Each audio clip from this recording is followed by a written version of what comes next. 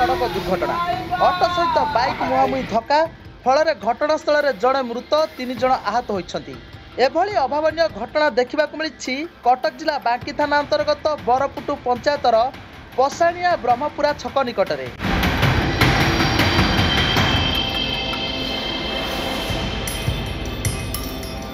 मृत कॉलेज छात्री होइथिबा बेले तांको नाम श्रावणी नायक। से परिवार सहित ऑटोरे प्रथमाष्टमी काम सारी मामू घर बरपुट आसवा बाटे घटी एभली दुर्घटना फल घटनास्थल श्रावणी मृत्यु होता। शव व्यवच्छेद पर मृत बालिका को बांकी उपखंड चिकित्सालय भर्ती कर आहतों मध्य जड़े खोर्धा मेडिकल रे भर्ती होता बेले आउ 2 जन उपखंड चिकित्सालय बांकी रे भर्ती होती। खबर पाई घटनास्थल में बांकी पुलिस पहुंची छानबीन जारी रखी।